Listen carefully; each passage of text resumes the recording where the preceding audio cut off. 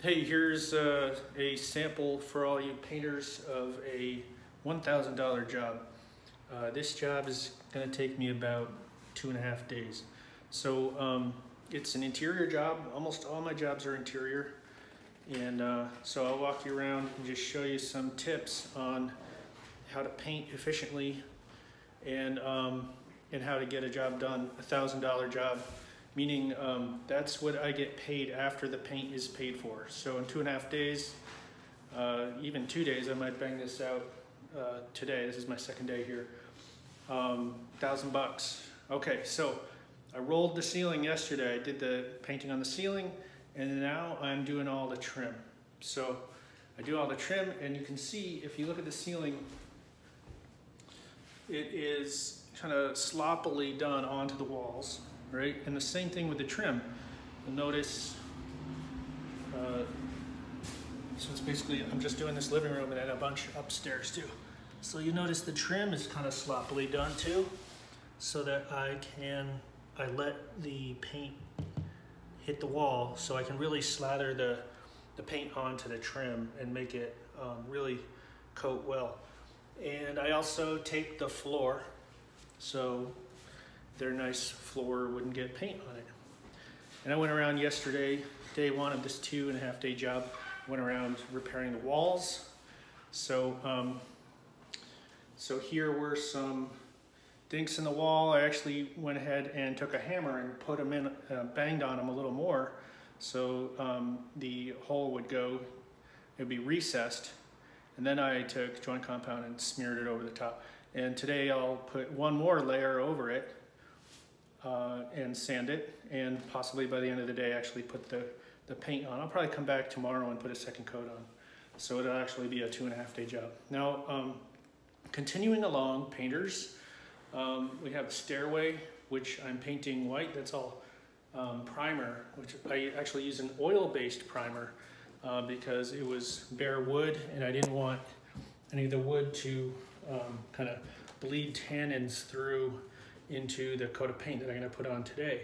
So oil-based primer looked to be the trick for that. I did the railings and the ceilings up here. Same idea, I let it bleed through. And walls, now I'm upstairs. And it's a bunch of doors up here. Now these doors were like a veneer kind of door, so they definitely needed the oil-based primer treatment. Otherwise, it's a nightmare putting paint over. If you just use a regular primer and you try to paint over that, the tannins or whatever it is in the wood tend to bleed through. So I actually took the time, actually it's a lot faster. I used a roller, like a wall roller, and rolled the doors with the oil-based paint, the oil-based primer. So primed the doors yesterday, and I like to get them to a place where they look almost good enough without paint, and then I paint them. So there's a bunch of doors, 1, 2, 3, 4, 5 doors, and there's the downstairs door.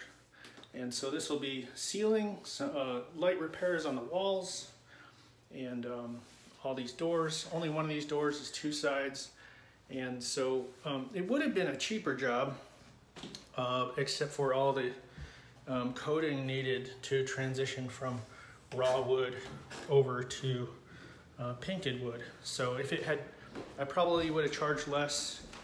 You know, this could have been, you know, maybe $500 job if I hadn't needed to put so many coats on the bare wood. So here's a tip, painters, for when you're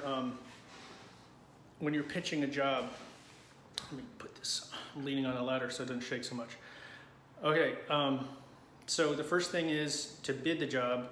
You just really want to get enough experience that you understand how many days is this thing going to take you.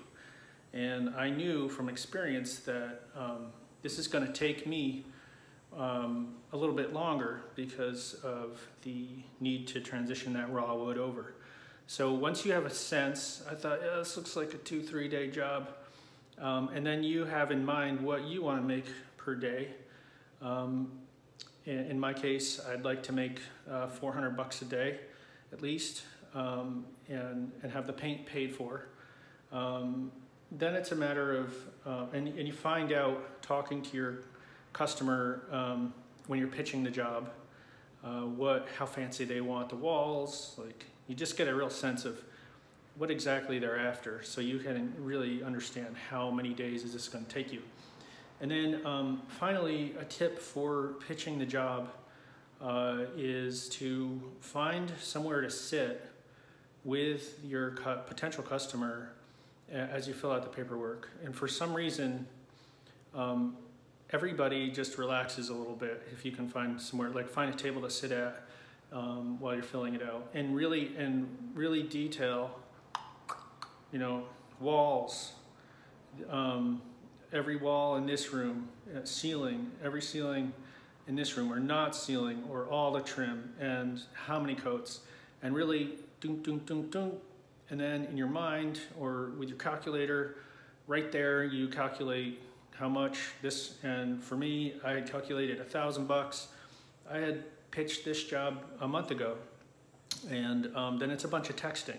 So sure, Dan, we'll hire you, and great, Ron, how about this date? And you look at the calendar. Actually, I started looking at the calendar with them in the home after I had written up the estimate.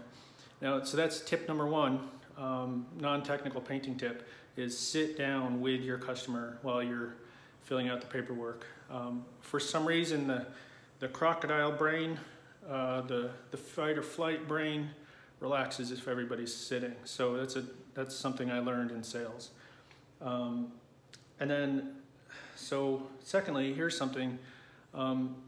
Whenever you're approaching the job, it's coming, you know, ideally you have, I don't know what the goals are for you, but for me, I like to have my schedule packed.